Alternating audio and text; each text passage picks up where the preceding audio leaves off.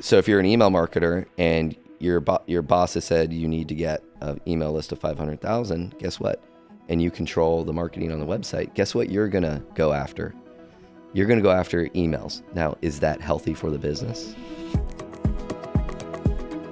I'm Max Thielen, host of the Learnings at Scale podcast and co-founder of Opuscope. In this episode, I spoke with Erik Christiansen, CEO and co-founder of JustUno, a company that helps turn website visitors into customers. We talked about how Erik got his first paying customer 14 years ago, the evolving landscape of e-commerce, the Amazon effect, and his inside take on the future of conversion rate optimization. I learned a ton on how to approach website optimization from Erik, which is no surprise given he's dedicated the last 14 years of his life to this stuff. If you're involved in e-com and interested in figuring out how to maximize the value of your website visitors, you won't want to miss this episode. Yeah, death by a million cuts is like we go through the SaaS list. I'm a SaaS tool. Alex sent it to me the other day, yeah. Especially we run the business, so we'll both kind of just be doing something and be like, oh, this $9 a month SaaS will make this easier, bought it. And then now we have Well, that's the genius. So if I was to start a new company today, it would be seat-based. It'd either have transactional revenue or seat-based, because these seat ones are what kill us is that, and in freemium model too. Classic is the Gong. Everyone wants, Gong, super expensive, whatever. Yeah. So there's new tools, Firefly. It's like, yeah, it's free. Cool. You can try it out, team. Before I know it, it's up to $300-$400 a month. Yeah. It's like, wait, I thought this was gonna be a free tool. Yeah, but it does all this. Yeah. They got us in. And then guess what? There's another new one in 8 months that they switch to, but forget to cancel that one. And then blah, blah. Well, I'd be curious your thoughts, because this is something that I don't know all that much about, but I bet you, given though what you're doing, you probably have a much more insightful perspective. But I was watching a video the other day about the Apple price ladder. I think it was like a Marquez Brownlee video or something, but it's you'll go look and it's like, okay, I want an iPad. So you go to the cheapest iPad. And then it's like, you look at, okay, well, it's 64 gigs. Well, I'm not going to get anywhere with 64 gigs. So I get it to 128 or 256. And then, at 256, it's only $100 less than the cheaper model at the next tier. And then before you know it, you're walking out the door with an iPad Pro and the keyboard. And you wanted to spend $300 but you spent $2,000, Did you buy a $300 case too to protect that investment? Yeah, exactly. No, I got that rip-off Folio keyboard though. Yeah, I was into kind of, how people are engaging with brands and everything. And for me, YouTube is everything right now. Yeah, for sure. For a lot of smart people I talk to, that's how they consume content.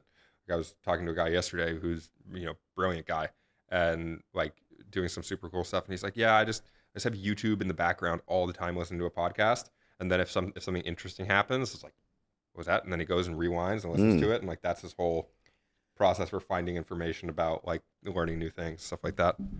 I mean, you were looking at your production studio here, and we were talking about what's the next kind of last frontier of what people can create, not AI or whatever. And with the ID Buzz, they put them on display. Yeah. And so it's funny. There's all these people. You can see them even in the background. People doing videos. Everyone's trying to create their marketable video about it, so they could be their own expert. Have you seen the influencers in the wild Instagram page? No. Oh, if you want to have a good time, that's so good. Would these be new age affiliates? Influencers in the wild? I noticed, I think it was Klaviyo, they call their affiliates influencers. Really? Because we were talking about affiliate marketing earlier. I think B2B is trying to figure that stuff out, and I'm sure we don't do a ton, so I don't have a bunch of hands-on experience with it, of course. But I think that it's definitely going to be one of those things where some companies get it right and most of them get it so wrong, because they're B2B tools. You're talking about software, right? It's not like you can just if you're a consumer brand, I sell t-shirts or whatever, or shoes or a skateboard or a bike or whatever. You just find someone in your space that does the thing and send them the thing, and then go try out my cool bike or whatever. But when it's B2B software that has integration requirements and other stuff, you can't. So then it just ends up, the whole purpose of influencer, I feel is for it to be authentic.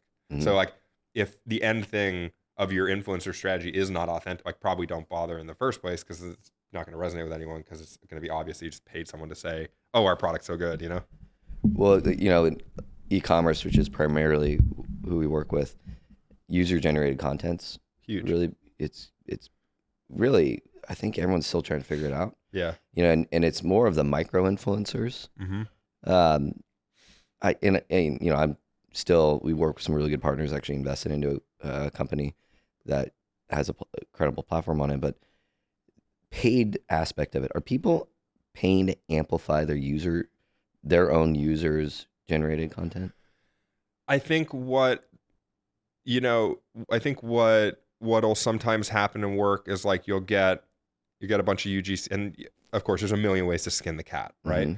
Mm-hmm. And to be clear, like I have obviously experience with paid, but I don't run all the like paid strategy at Opiscope. That's my co-founder is the one that's like the expert on actually how you would implement that.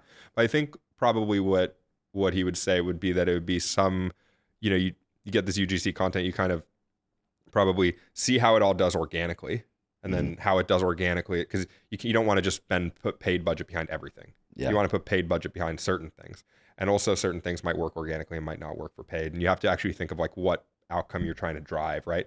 But I think it's a lot of like you get the content and then you kind of iterate into it. So you like have the organic content, see how that does. Maybe you boost the post, see how that does. Maybe you turn some of the posts into ads, you see how they do. It's just about testing it in different areas. And then there's a lot of other stuff that you can do, right? Okay, I hear him talking a lot about like creating audiences off of video plays and things like that. So then it's like, okay, maybe the video wasn't the thing, but like being able to create the audience or like have some kind of conversion action or something on the video play, and then like that goes into an audience, and then now you can market at them, so on and so forth. Like it's certainly not enough to just take the UGC content, put some ads behind it, and expect it to sell, right?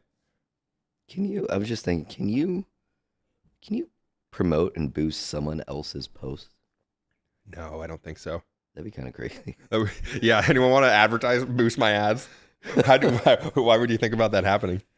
Well, I mean, because there's content out there. You could take, like you say, you have user-generated content. You could package it up into a reel and then, promote it out. Yeah. But if you're like, let's say you're a brand and you're reviewing all your own micro-influencers, and you're like, that's a really good one, I want to promote that, pay to like amplify it. Yeah, it's a good question. I don't know how it works if there's like an influencer deal. That probably starts to get into influencer. Like, here's the thing with influencer that like, and we, I think we have a kind of a position on this, which is that like we don't do any influencer at Opiscope. And part of the reason for that is through just observations from having worked with a lot of companies that run influencer and work with influencer agencies, right? Like we're not the only agency there. And I feel like some influencer agency is going to hear this, obviously, and they're going to hate it. But what we've seen is that the company gets the best outcome when they work directly with the influencer, and they don't get the best outcome when they work with the influencer agency. And the reason is that at the end of the day, the influencer agency has to run a business. Mm-hmm. And so if the influencer agency, let's say, is like not getting billed timely by the influencer, and then that's influencing how they're able to invoice the client. And then it's making them look bad, and so on and so forth. And so the influencer agency ends up optimizing for not necessarily the best influencer, but the influencer that does business the best. And then that's not necessarily in line with who's the best. And also what you're talking about, like micro influencers, oftentimes it's not, you don't want the one, and again, like I'm getting out of my depth here, I'm no influencer expert, but like you often don't want the 1 million follower person. You want the like 20 smaller people who probably might not have the business ops shaken out. And it's better for the company to have the relationship and do all that stuff and so on. I think we just get off influencers. What it makes me think about is it's all about scale, because like using an influencer agency, I don't think is at all the way to go. It's all about micro influencers who like people, and what people want to talk about, in our world, and how to build a sustainable business. It's product-led growth. Yeah. You have a product that people want to talk about. Yeah. It's so cool. Everyone's like buzzing to talk about, just like the AD Buzz. Like there's crazy insight. Start with a good product. Yeah. It's like, and then, and that is what's going to help, it's that great idea, and then if you even think about, if you're, I remember the last thing I bought off Instagram was like a back roller. I was like up at like 2-3 a.m., with my daughter, and my back was hurting. And of course I'm scrolling. It's like, looks like the coolest back roller thing in the world. Got him. Yeah, it got me. But it was a beautiful product with social proof, because they had all the reviews, everything, the whole experience. So that, and it was a promoted ad. Curious how, hard pivot. Yeah. How long have you been running your business? Like how many years in are you guys? JustUno, we're in our 14th year. 14th. Yeah. So you bootstrapped it. Still to this day. So And profitable. Started it 14 years ago. Mm-hmm. What was the, I feel like in this day and age, like certainly not everybody thinks about this way, but a lot of people probably, they're like, oh, I'm going to start a software business. I have to get a bunch of venture funding. Like, and certainly environments have changed and whatever, but nonetheless, like what was the early days like? Like, how did you do that? How did you get to your first 10 customers? Let's make it more specific. Well, the first thing I did is I lived below my means when we were running our other business, is that I saved. Okay. So for 4 years, I didn't take a paycheck in San Francisco, living in San Francisco. That's how I survived. Okay. And that's how I survived without funding. We also, we were in beta, I forget, for a year or two, building up a freemium user base. So the first phone call I made was to a client that said, hey, we're coming out of beta. Have we earned your business? And I did it on the phone. Yeah. And they said, yes. I go, what do you think about $75 a month? They said, great. How do you come up with that number? It was like part of our plan. Okay. And it was so long. I don't know. You could say something, but you'd be making But I remember it being, Yeah. It was probably maybe $79. It was Yeah. something like that. And it was, and then, we started converting a few more. And before we knew it, we had $2,000 in recurring revenue.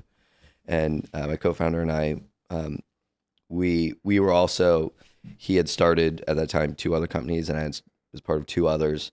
And as soon as we took it out of beta and started charging and had revenue, we're like, this is real. Yeah.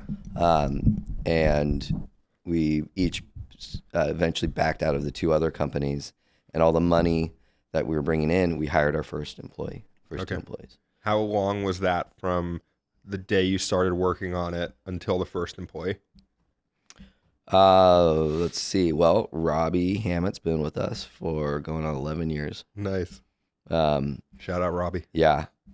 Just spent 3 days in Vegas with the team. Robbie was there. We also saw some old employees that had been with us for 6-7 years. We definitely run this company like we invest in our people. Yeah. We're slightly different how we do everything. Love that. And what do you actually do? What do we actually do? Yeah. Yeah. What is it? What does JustUno actually do? Well, sorry, I said I wasn't going to ask any questions like that, but I'm. It's all. It's funny you ask that. Is that 14 years ago, I sat down with a kind of a personal advisor, and his advice to me was, because I was looking at what to do. Like, I built one of the first social commerce businesses where I built this incredible platform all around snowboarders, SierraSnowboard.com, and we grew it sustainably through building community, and which then had all these ripple effects to grow our business. And I thought I wanted to go work for Airbnb and grow their community when they were starting. And I was trying to figure out what to do next. Yeah. And I had come from an entrepreneurial background as well. And a personal advisor said, the best thing you could ever do in life is invest in yourself. And so I kind of took that advice, and we took JustUno, which was a concept we had running the snowboard company, as we recognized that visitors that came, they would leave, they'd Google Sierra Snowboard coupon code, and they would come back and had a sales conversion rate of 8 to 12%. And that concept of, well, what if we showed that coupon to them on the site? And when we launched it, we got laughed off the street. No one wanted to. They said, if someone's on our website, why would I give them a coupon code? Yeah. And no one wants a pop-up. Look at every e-commerce website now. And so we brought pop-ups to the market. Okay. And so when you go to a website, you did that to the internet. We didn't do the ad ones. Yeah. This is when you're on a website. Yeah, no. Like the modal that comes up. And so if you go to a website right now and you see, you go there and would you like 10% off? Here's your email. Fast forward, 14 years, these pop-ups are still dumb. Yeah. You still see this. You still get asked for an email after you've given it to them so many times. So I just went to lunch. It's funny, as 3 weeks ago with the same personal business advisor. And I'll give Bill Hutchinson a shout out right now, Hutchinson Bill. Capital. And, he said, what are you doing now? I'm like, oh, we're still doing JustUno. He's like, well, what's the present day? And I told him, he said, his advice was, look, you had the vision early on. Like, don't look to 3 months, look to the next 2 to 5 years. Yeah. And that helped us because we've been rebuilding our platform, and we've been working on our brand messaging, our go-to-market. Like, what do we do?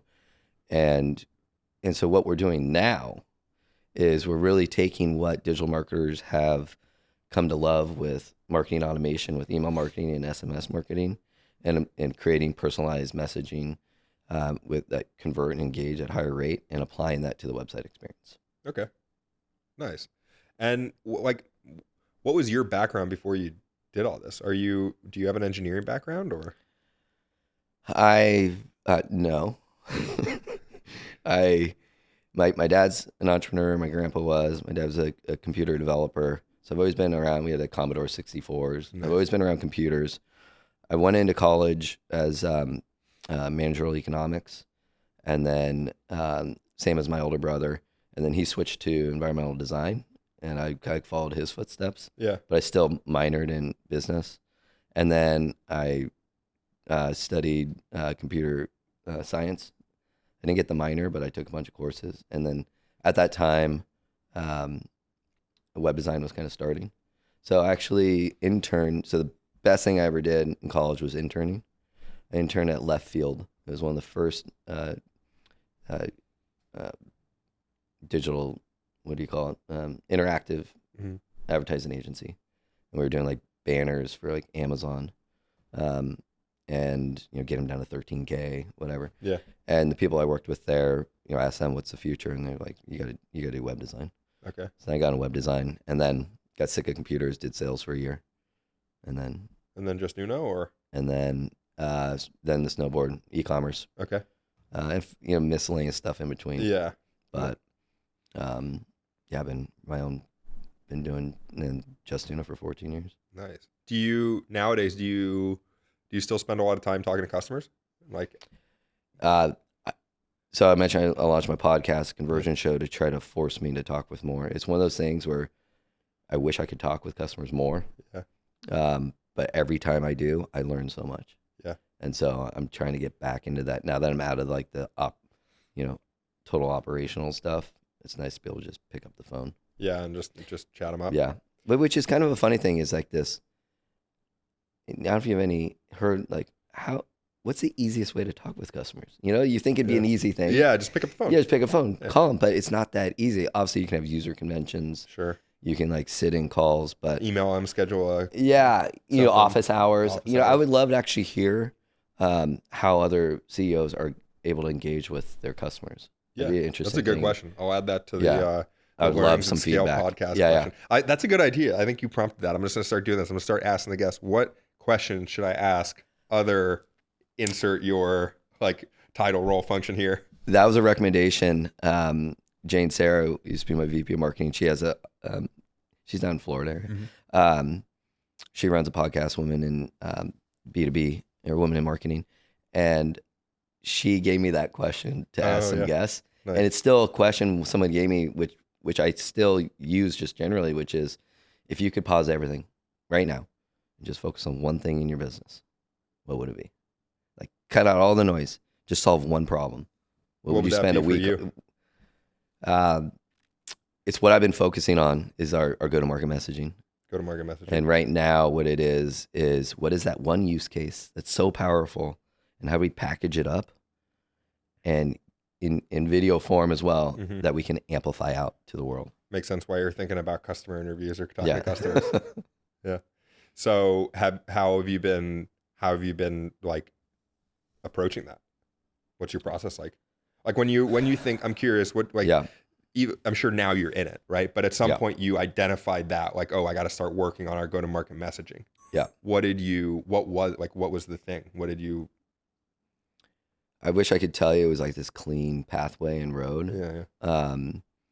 The one thing is looking at the market and the different methodologies out there. Donald Miller, he does his story of brand. And Dave Gerhardt does a similar thing. I think it's like Exit 5. And it's really the same concept of, as a brand, you want to be a guide.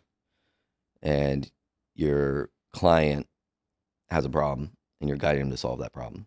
So really, you're that mentor. And, it's why training and education is so important in business today, is you need to, as we were talking about before, truth is most people have a sense of what they're doing, but they don't. Yeah. Some people are experts, but then, you have the rest of the environment, the ecosystem that they work in. Yeah. We're all figuring it all out all the time. Yeah. Yeah. And, even like in the conversion space, people want it, but they don't know how to approach it. No, that's the biggest problem with conversions.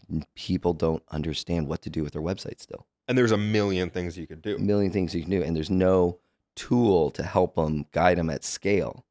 There's a tool for email marketing. You can't email every single one of your customers in a personalized way, but you can with marketing automation. Right. Same with SMS. Well, we want to provide that for the website experience. Okay. And so we had to drill down to figure out what is the problem that people have, and then build a tool around it. So what got us there was, kind of figuring out what that problem is, and then how can we build a structure around it to help solve it. So identify the core, the problem that the most people relate with first. Yeah. I mean, it sounds so obvious when you say it, but it's hard to do. Well, then you got to get your taglines and everything. Right now we're going to market with, transform visitors into customers. Yeah. Which is your market as well. It's like you're sending traffic, they're visitors. Same thing in B2B. Just yeah. How do you turn them into a customer? I'm curious your perspective on this. We're in my day job, right? Like running advertising agency. Obviously, we're doing a lot of optimization on the website always, and I think something that we it's surprising that you have to say this, but it's marketing doesn't happen inside of a Google Ads account, or it doesn't happen inside of a Facebook ads account. And if you're trying to do things inside of that silo only, it's just never going to work. You have to look at whether it's also considering the website, which is something you need to do, or even just considering things more broadly in the context of the business. And a lot of people are not taking product specific margins into account or whatever when it comes to the site, right? So there's the point I'm getting at is that once you acknowledge that we have to look beyond the ad channel, or even if it doesn't even have to be an ad channel, it could be, or you could be just distribution, because you could have organic, you could be very successful with organic. But at the end of the day, you're doing something, whether it's paid ads or organic, and that's not free. Whether it's organic or paid, it's definitely not free. I was just talking to someone who has built a huge business, never spent a penny on paid, but has built a huge organic presence, right? Now, she doesn't think organic's free, right? She's got a huge team to support that. Yeah.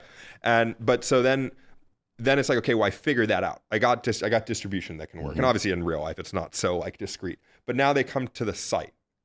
And even the most basic e-com site, you could go until you're blue in the face just writing down the different things you're going to test. Let's move how many images are we going to show? What image are we going to show? Are we going to show other products below? What color is the button? How many things are in the nav? How is the nav structured? What's in the footer? How much is on the product? On and on and on. And I'm just curious from your point of view as someone that's in, building software for this space, where do you start when you're talking about maximizing website visitors? Because it's definitely an infinite game. It's never going to be over. The way we've approached it is looking at what's been successful. And so email marketing. Okay. What have we done there? We've created segments and use workflow automation to engage with those visitors. You mean we as in you at JustUno, or no, I mean, sorry, more broadly? The market. Okay. Digital marketers. Yeah. So you go in, you set up segments, lists, build workflows, and then design an email with dynamic fields, right? And users go in and out of lists or flows, and they get sent these personalized messages. That hasn't been done on the website. And so as we look at a website and you look at your visitors, it's all about understanding your customer. And so you step back, and if you kind of look at it from a high level, you have a new visitor and then a repeat visitor, the highest level. Yeah. A new visitor, maybe you brought in from a variety of channels. Sure. you got to have your conversion goals. So from a new visitor, you want to capture either an email, an SMS, and maybe if you can, some zero-party data. And then you have first-party data as well. That you then can retarget them through email, SMS, and you can do list suppression on paid, etc. Then, and they low conversion rate from a new visitor, especially from paid, and they're going to be coming from different channels. Each channel has its different bounce rates, engagement rates. So you want to essentially segment even those new visitors into different groups and engage them with different type of promotions. Right. So then, do you mean like okay, someone comes to the site the first time, maybe you don't want to show them like your best offer right away, but like if it's the third visit and it's like the second time they've added something to cart. Like, so now you're talking about a repeat visitor. Okay. Right. So you have jumping the gun. Yeah, jumping the gun. So it goes into consumer psychology as well. This is where a lot of CRO experts are frustrated with pop-ups right now, is that they're not speaking to the needs of the consumer. Just throwing 10% off, it's not what they care. Yeah. As you look at the holistic approach of e-commerce and success, you look at customer-centric brands that are successful, and Amazon's nailed it. Okay. They understand consumer needs. Checkout, payment, easy, shipping, tell them, people shop Amazon because they make it so damn easy and you can trust them. Yeah. So when it comes to new visitors, there's buckets within there. If you look at a repeat visitor, they can either be a customer that's paid you before, or it's a repeat customer that hasn't bought. Right. Right now, as we often like to look at low-hanging fruit. Right now in the market, the biggest opportunity for any business to increase revenue is to look at that repeat customer and their time to purchase. And this is where we talk about margins and profits. As a retailer, everyone's trying to steal your margin. Yeah. And profit goes the same way. And that's where, about aligning teams within ecosystems of companies. If you can kind of educate your own team about how the company makes money and how we lose margin and everything, then it kind of brings everyone together. Think about maybe your own shopping experience, or people that are listening, if you think about last time you bought something, how many times do you go to that product page before you bought it?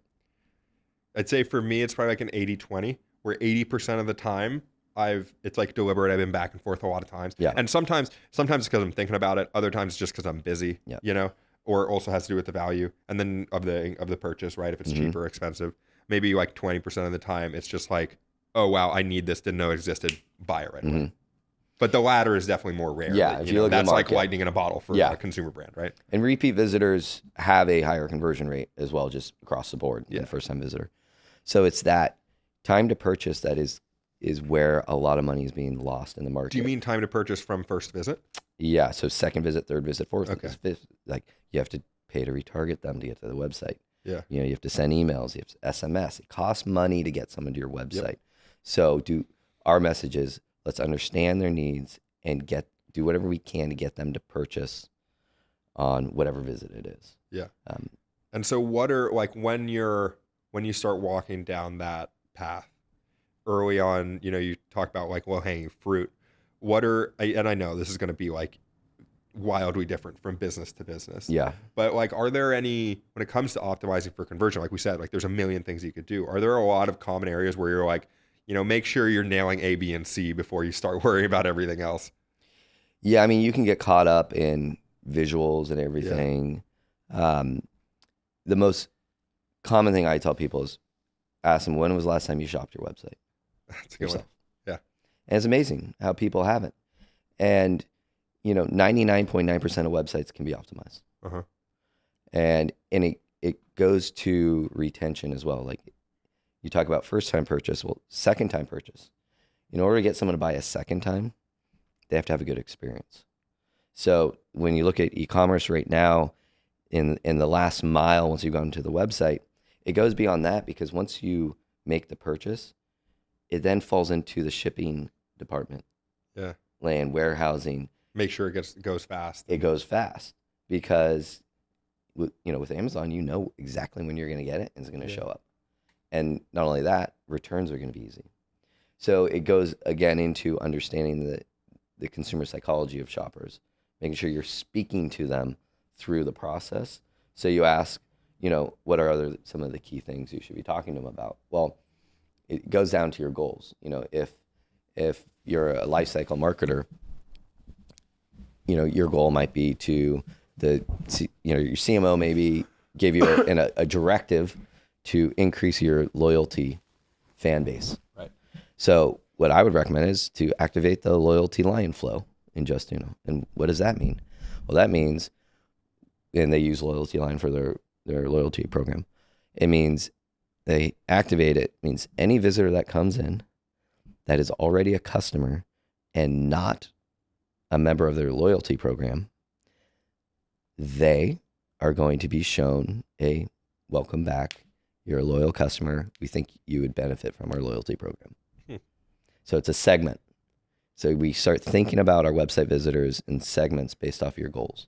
Will you like show them products based on their prior purchase history and stuff? Or that one I love is that, think about Amazon. You go to Amazon and on the homepage, it has all the items you've looked at, carousels. Yeah. So we have a AI product recommendation tool that you can embed it into the site in different sections. It pulls this data and shows them based off whatever algorithm you want to run off. Yeah.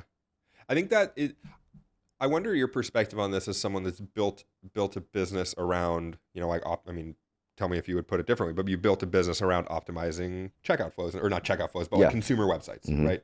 Direct to consumer websites. Turning website visitors into customers. Yeah.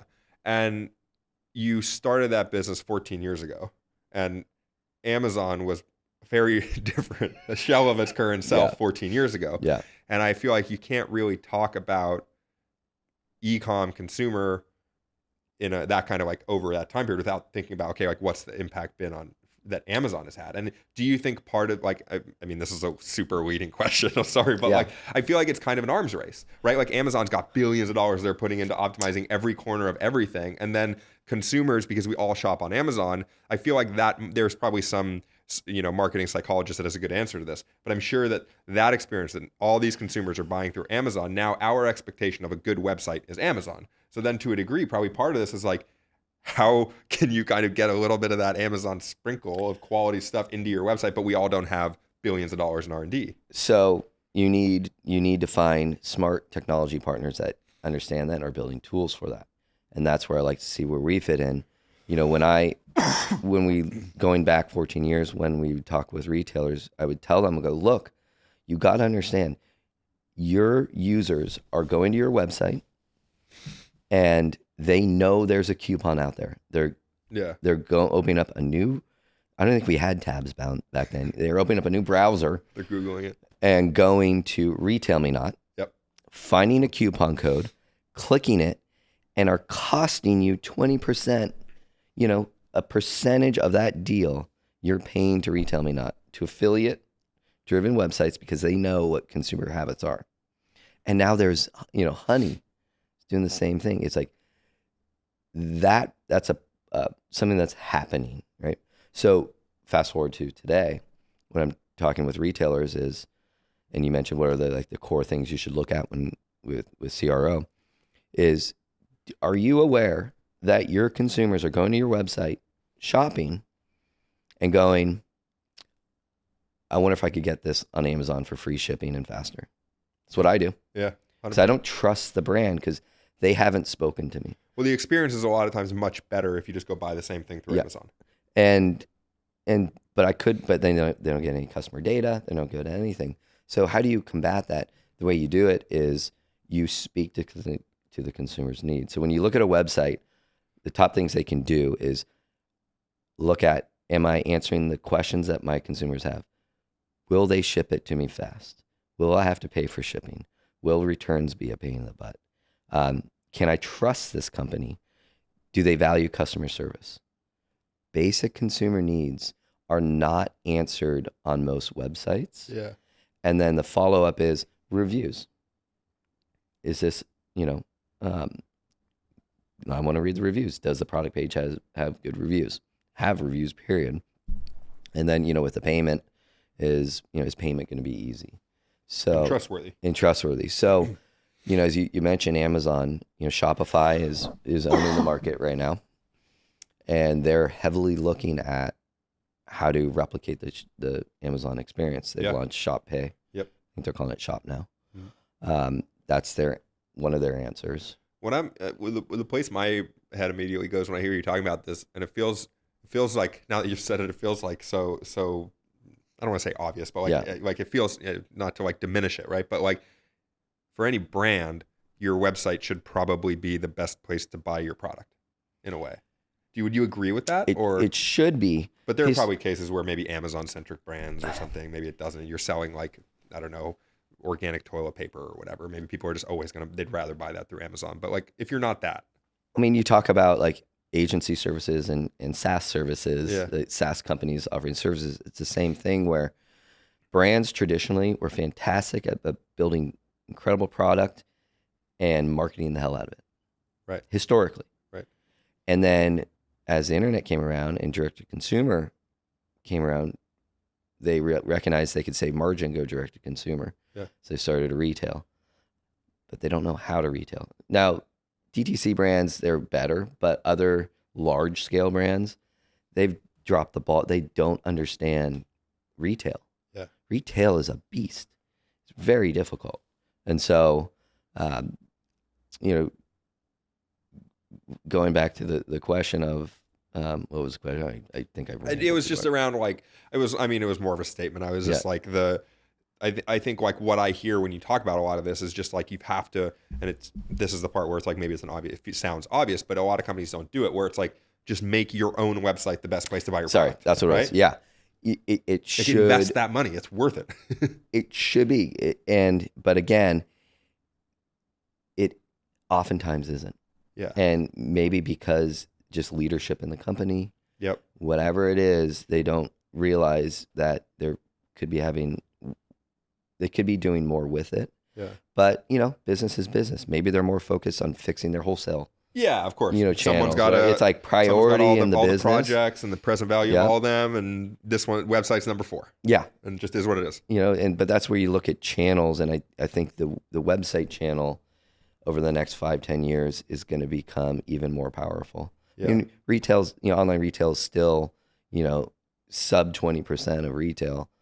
It got, was 8%ish, but then COVID fast forwarded it rapidly. Yep. And now we're settling back down from, we're in the dust of that growth. Yeah. And restructuring. I'd imagine that in like e-commerce, I mean, we have e-commerce clients, of course, and they sell on Amazon and stuff, but it's like, it feels like a similar thing as people talk about with like, you'll hear influencers talk about how you have to own your own audience. So then that's why they'll start like a email newsletter or something like that to get out of LinkedIn or Meta or whatever. And there's kind of that corollary to this in the consumer side where it's like, you don't just want to have everything relying on a marketplace. Even if that works really well today, it's just not very future-proof. Then something happens, it's their algo.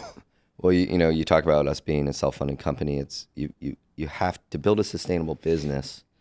You have to be really smart about your marketing, and like you have to be really creative, and pay to play. It's not long term. Yeah, what if they raise the price? Yeah, like customer acquisition costs right now. I do talk with a lot of retailers when I do get the chance, and the third party, with the privacy changes with Apple, just decimated a lot of businesses. Yep. As in your world, it too. Yeah, a lot of ad driven. They had a great business, and overnight it's just third party cookie has changed a lot of lives. A lot of businesses people have gone out of business for sure because they can't get a 10x return. Yeah. At 2x, and they can't get funding because they can't show growth. We're in a really difficult time right now, and so people but it's during those hard times that people roll up their sleeves, and if they can come out of it, they'll be even that much stronger and more successful. And I think that's what we're seeing right now. This is gonna feel. I feel like this is gonna be me just like teeing one up for you. I hope, but not necessarily my intention. But I was talking with Charlie, who was in here with me earlier. Yeah, he's totally different space, right? He's leads marketing at a company called Finch B2B, right? But what we were talking about, and he was asking me about this, is like what we're seeing in our space, kind of, and what we started seeing as a marketing agency is like earlier this year, venture capital drying up, obviously different environment. Mm-hmm. That was before earlier this year. Feels the years blur together, right? But like we're in that period, or that shift has kind of happened, or is happening, and the thing that we noticed, I guess this was now actually at the beginning of last year. It's like, okay, well, in the outbound messaging, like things like SEO, like no one wants SEO. It takes too long, right? Then like paid, people will no American business wants SEO. Yeah, because that's a whole other thing. Well, no, because stuff, right? No. We're hyper consumers. We just want to spend. If you go to Europe, they value the dollar. They value currency a lot more than we do. Yeah. And so they invest into SEO is one of the most sustainable things you can invest into. But here in the US, we had so much money and everything. It was like, yeah, whatever. We can buy our way out of this. Yeah, that's interesting. I have never thought about that. That's cool. But where I was, the thing that I was thinking about is just like that in this environment where people are kind of tightening their belts, the thing that everyone wants to do is conversion rate optimization, because it feels like, oh, okay, well, we're already spending all this budget on paid. We're already spending all this budget on organic. Like if we go spend a little effort on CRO, like it should just make the math equation work better. Remember when with email marketing, people used to say, what's an email worth to you? Yeah. We can now say, what's a visitor worth to you? Yeah. I'm going to use that. That's a good one. Yeah. And you got it on camera too. This is sick. I mean, if you think about those people, when you're growing at, 100%, what's 2%? Who cares? I'm not going to focus on optimizing. Depends how many days in a row you get 2% growth, because that's 100% pretty fast. Well, that's, yeah. The thing is that people didn't need to optimize. We were living large and fat. Now that we aren't, I feel like it's healthy. And now we can talk about conversion. Yeah. Now people are like, care. A visitor. Yeah, there is value to every single visitor, because I have to focus and squeeze as much out of every single one. So, I think it's been really healthy for the market in that sense. You have Shopify talking about the highest converting checkout. Mm-hmm. That's their big tagline right now. You couldn't mention the word conversion, 3 years ago, 5 years ago, people still, they got it, but they were like, yeah, whatever, I'm good. They just weren't thinking about it. It just wasn't on their radar. Yeah. Huh. With conversion, and sorry to keep going back to this, but we kind of started talking about this a little bit, but like, what are you testing first on the site? Like you mentioned some of this stuff with like the returning user flows and stuff like that. Yeah. And I'm curious, are you thinking more about there's so much value in like those kinds of personalized experiences that's really, it's not worth thinking about all the other stuff? Or are you also doing like, changing stuff around on product pages and move, like how micro do you think you need to get when you're testing this stuff versus like more, because I think of things like a modal or like what you mentioned with returning users, that's pretty macro. Well, yeah. So macro would be more like lead capture. If you want to have if you want to increase your lead capture rate by 200% today, do a full screen takeover. What's that? That means when they land on the page, you're going to see a pop-up that is a full screen. Okay. There's no way around it. You have to engage. How do you think then, though, about how something like that's going to impact bounce rate? Because like you might get more emails, but you also might... I'll tell you one thing, it's going to reduce your conversion rate. The full screen takeovers. Yeah. And so then you have to ask, what's the email worth in relation to the conversion rate hit? So if you're an email marketer and your boss has said you need to get an email list of 500,000, guess what? And you control the marketing on the website, guess what you're going to go after? You're going to go after emails. Now, is that healthy for the business? That person's not much value there is in an email. That person's not going to get fired because they're going to show up. Look, I got us all these emails. Well, tanked conversion rates on the way. And most companies still don't even have. If I had a different type of company, I would hire a CRO person first thing. Like the CRO, chief revenue officer should be, chief conversion rate officer. Yeah, because now there's chief revenue officer. Like, why is there not a conversion officer? because they would be able to balance this out. So to the micro level, yes, and that's where we talk about segments. To get to micro, you have to have segments. So you can do an embedded widget that is on pricing or shipping. Like let's say somebody has engaged either this visit or prior visits, and they have a coupon code. We can have a dynamic widget on the pricing page auto applying that discount. That's huge. You can show them the smaller number before. The ones I love are dynamic shipping banners, where if they add items to the cart, the banner will change to tell you how much money you have left before free shipping. The other ones, like if someone's exiting and you've already captured their email and they're on a product page, a firm, a partner of ours, is why not show them a pop-up, go, hey, reminder, you can pay for this in payments. It'll be this much, just to remind you. So are you guys, with something like the email capture thing, are you guys ever doing things like, I would imagine, all else equal, the value of a first-time visitor's email is probably lower than the value of a second or third-time visitor, right? Like, what is if you haven't captured it? Sure, right. Like, just all else equal, the first time someone visits, they're more likely to, be a greater population. They might not be the customer. Mm-hmm. They might come there and be like, oh, this sells, camera lens caps. I was looking for lenses. This is a whole different thing. So intuitively, it feels like, okay, like you're better off getting the email a little later. Are you guys is that the kind of thing you're doing where it's like, okay, now you can say second or third visit, go capture the email? Is that what we're talking about? Yeah, and that's where you just set them up in the flows, where like if we don't have an email yet, we're going to be messaging them something different. And then as soon as we capture that email, they're going to move in the flow down to another series of engagements. Do you guys, is there like day parting in this? You know what I mean? Like if let's say you want to get this email list, but you don't necessarily want to be all or none with the full screen takeover. Mm-hmm. Like, okay, let's run it for like 30 minutes, 10 times a day or whatever. Oh yeah, A/B tests, multivariate, like everything. It's pretty cool. Yeah. The A/B testing is something that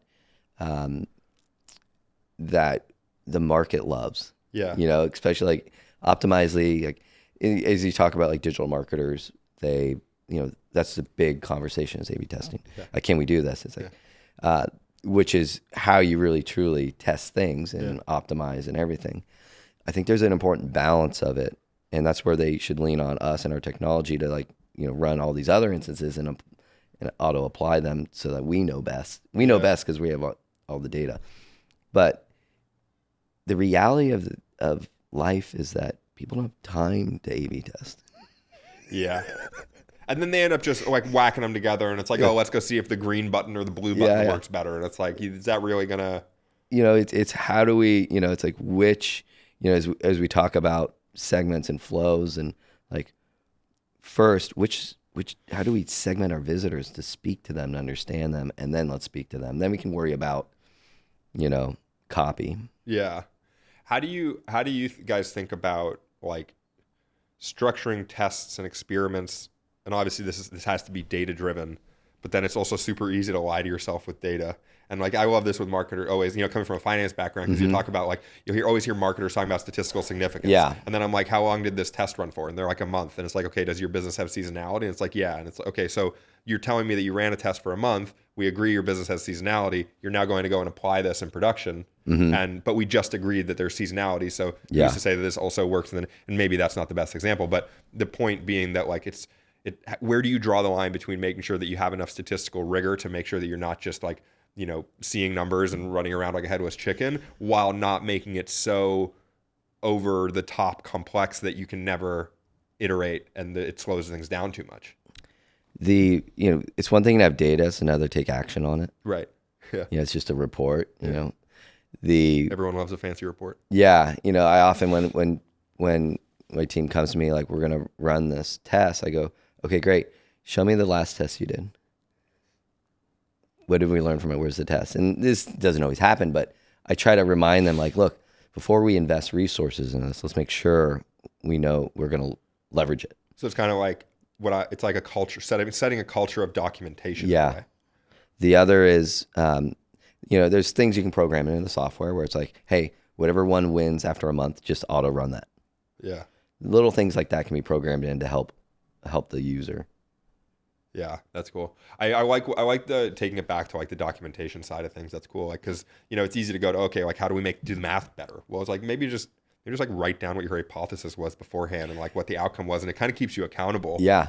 It doesn't necessarily have to be this, like, this was the standard error on the experiment. And we are, we have a 90, this confidence interval and the Z-score is, right? Yep. I get an email. It'll come to me. He was the former CFO of Shopify.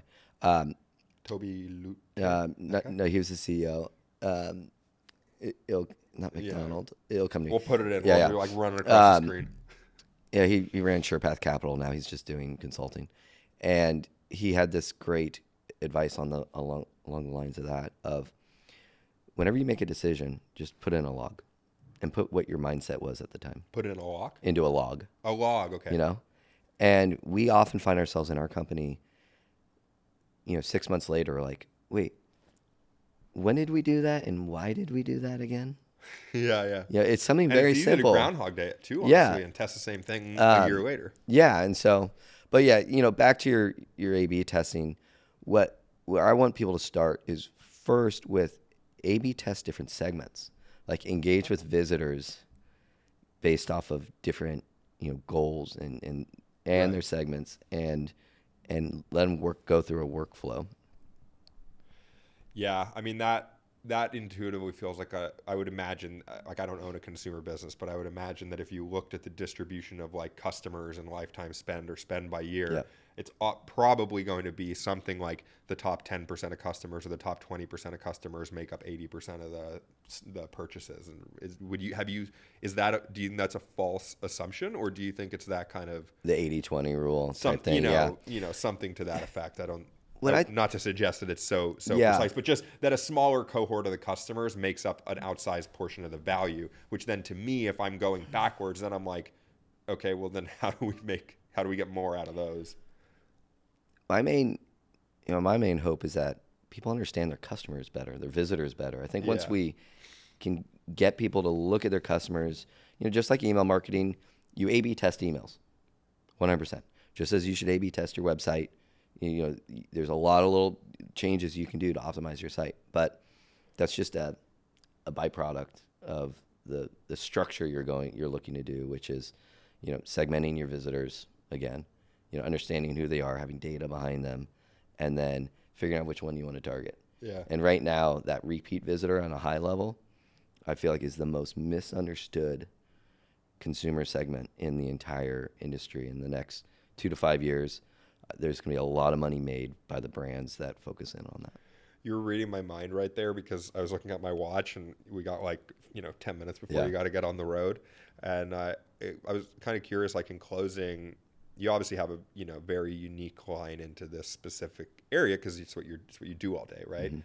Like where do you however you would define this space, conversion rate optimization or maximizing the value of the people on the website or whatever it may be, where do you see this going in the next 1 to 2 years? Like is it repeat visitors? Is that what people really need to be thinking about? Or like, what do you think are the I don't know if we want to say like seismic shifts or trends you're seeing. I mean, you were just at Shop Talk. I'm sure you're talking to tons of people there in the space. You have that view. Like what do people, if someone's listening to this and they run a consumer business, what do they need to be thinking about in your opinion? Well, today they're reeling with the third-party cookie update still. Yeah, I mean, customer acquisition costs are unsustainable right now. And so they're having to look inward to their business. And as you look inward, you look at, a channel that is not optimized, and it's their website. And it's not optimized, and the reason it's not optimized, they're not alone. Most websites aren't optimized. Yeah, are not optimized. And the reason being is, going back to Dave Gerhardt and Donald Miller, is no one's taught anyone how to do it. There's no web optimization class in college. Maybe now somewhere. Yeah, maybe there is, but we certainly know what we're doing with email marketing, right? And marketing automation there. And as you look at investments into Q4 last year and Q1 of this year, marketing automation is one of the top investment categories. Huh. And so we know that we're gonna, let's take that success that we've had in your offline channels and apply it to your your website. It's like, yeah, why not? Yeah. It feels so like, duh. Yeah. Why wouldn't we be doing that? Yeah. As you say, every visitor costs more. Yeah. There's so much added value to it. So that's why I'm excited for these next few years, is just as we educated the market on pop-ups, we're going to educate them now on turning those visitors into customers. Yeah. What are your social channels, Erik? Obviously JustUno.com, and obviously just, throw my LinkedIn profile in there, we'll and put that they shit can in the get show me. notes. I'm pretty accessible. The Conversion Show podcast, bringing retailers on, talk about, what they're dealing with. And, yeah.